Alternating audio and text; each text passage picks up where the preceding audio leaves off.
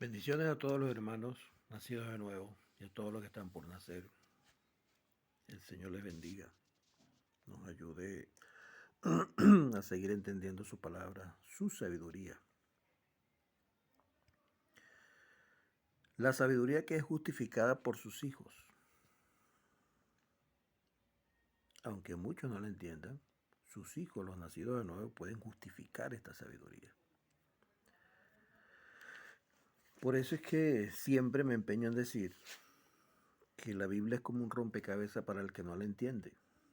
Porque no puede justificar la sabiduría de lo alto, no puede justificar la sabiduría como Dios desarrolla la escritura.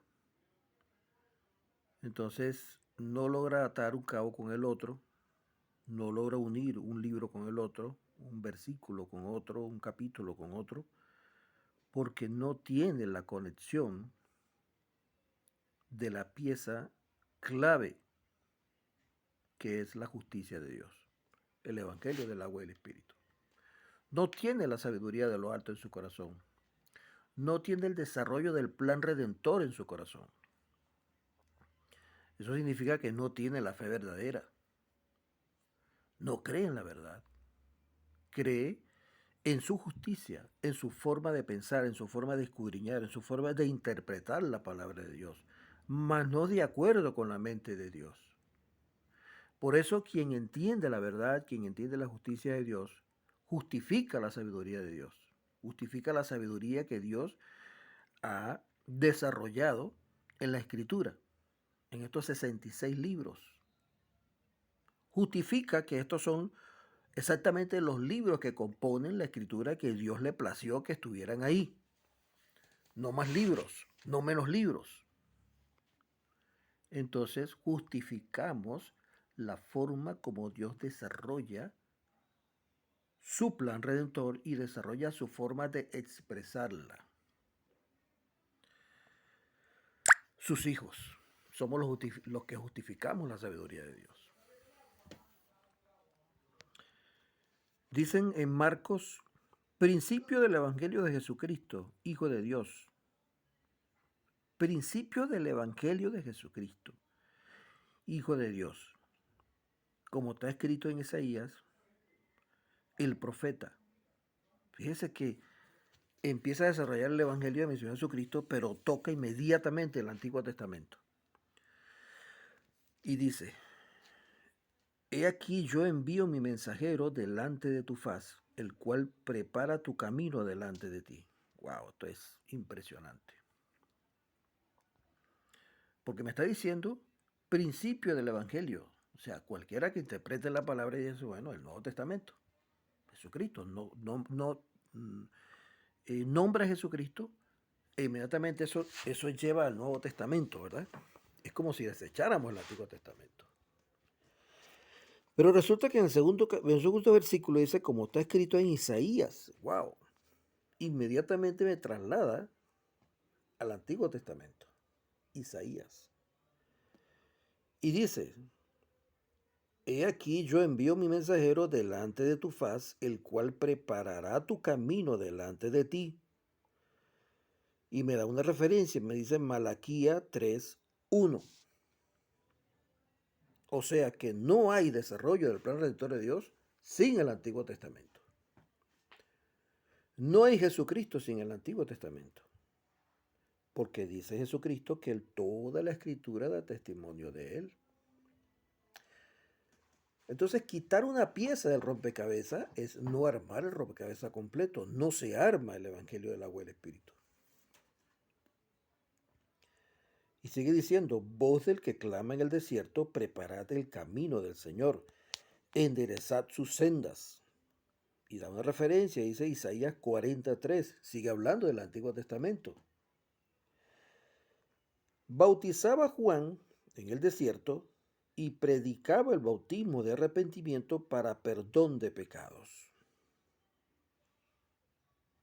Aquí está una gran discusión que mantienen grupos unicitarios, solo Jesús, grupos interpretativos de la palabra de Dios Y tienen esa controversia que la salvación es bautizarse en agua. O sea, sacan dos piezas del rompecabezas o tres piezas del rompecabezas y dicen, bueno, si usted se bautiza en el nombre de Jesús, porque algunos tienen una discusión grande, otros discuten que es en el nombre del Padre, el otro dice en el nombre del Hijo, otros dicen en el nombre del Espíritu Santo, o sea, pero algunos dicen en el nombre del Padre, del Hijo, del Espíritu Santo. Tienen ese rollo armado, una controversia. Y Juan dice, yo vengo bautizando para arrepentimiento, para perdón de pecados.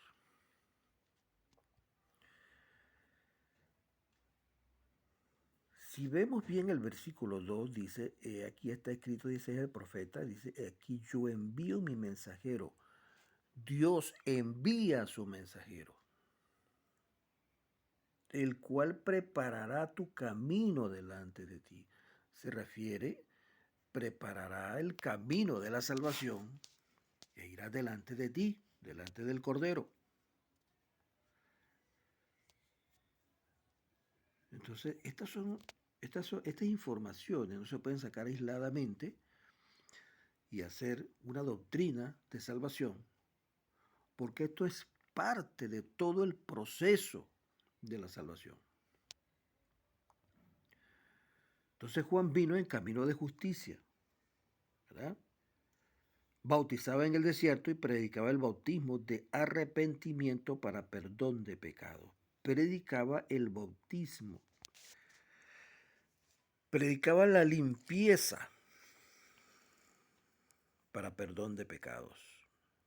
Y salían a él toda la provincia de Judea y todos los de Jerusalén y eran bautizados por él en el río Jordán, confesando sus pecados. Y Juan estaba vestido de pelo de camello y tenía un cinto de cuero alrededor de sus lomos y comía langosta y miel silvestre. Y predicaba diciendo, viene tras mí el que es más poderoso que yo, a quien no soy digno de desatar encorvado la correa de su calzado. Yo a la verdad os bautizo con agua, pero él os bautizará con Espíritu Santo y fuego. Buen dilema tienen las religiones con esto. Juan bautizaba con agua y le decía, señores, este bautismo es para arrepentimiento. ¿Qué es arrepentirse? O sea, dejen de seguir creyendo conforme a sus mentes, arrepiéntanse. Usted hace algo, una actitud deshonrosa, indecorosa, algo que haga daño a alguien, ¿cómo usted se arrepiente de eso? El producto más acertado de arrepentirse es no cometer ese hecho de nuevo. Porque puede reparar el daño, pero en sí la dignidad del ser humano es no volver a cometer el hecho, porque habrá sanciones. O ya hay sanciones por eso que hizo. Entonces Juan dice, arrepiéntanse. O sea, dejen de creer como vienen creyendo y bautícense para perdón de pecados. El bautismo como tal implica limpiarse. Yo los limpio con agua, pero el que viene atrás de mí los limpiará con Espíritu Santo y fuego. Yo no me imagino al Espíritu Santo bautizándolo a usted físicamente, metiéndolo en un río, en una piscina, ¿no? ¿Qué dijo Jesucristo? ¿Quién es Jesucristo? Padre, Hijo y Espíritu Santo, todos son una sola persona. Manifestaciones de tres divinas personas y son un solo Dios. Ninguno de ellos se pone en desacuerdo, todos están de acuerdo los tres. Entonces, Jesucristo dijo, mis palabras son espíritu, ¿verdad? Y vida. Dice la palabra que el Espíritu Santo viene a convencer de pecado, de juicio y de justicia. ¿Quién es aquel que recibe la gracia de Dios? Es aquel que reconoce la necesidad del perdón de Dios porque se ve a través de la ley, o sea, se ve a través de la palabra de Dios. ¿Quién inspiró a los hombres para que escribieran la palabra de Dios? El Espíritu Santo. Entonces el Espíritu Santo se manifiesta a mí a través de la Escritura, a través del Espíritu de la palabra. Entonces hace conciencia en mi corazón de la necesidad del perdón de Dios, porque frente a la ley de Dios me veo como el pecador condenado al infierno. Quien no tenga esta visión, este discernimiento de entender su situación frente a la ley de Dios, significa que está desconociendo por ignorancia o por voluntad propia de ignorancia el destino de su alma, que tiene sentencia dada por la ley. Y la ley dice que la paga del pecado es la muerte, la condenación eterna. Entonces, el Espíritu Santo alerta a través de la palabra. Vino a exaltar a Jesucristo a través de la palabra. No dice que el verbo es Dios. Entonces, la palabra hace en nuestro corazón una conciencia de la necesidad de la salvación cuando entendemos nuestra situación frente a la ley de Dios. Dice en Romanos 3:19 y 20 que la ley fue dada para conocimiento del pecado. Debo conocerme frente a la ley de Dios y entonces debo entender la necesidad de ser limpio a través de lo que escrito está. Y escrito está que Jesucristo es el Cordero de Dios, que recibió todo el pecado del mundo a través de Juan Bautista, cuando Juan bautiza a Jesucristo. Entonces la figura del bautismo la predice Juan, dice, Él os bautizará con Espíritu Santo y fuego.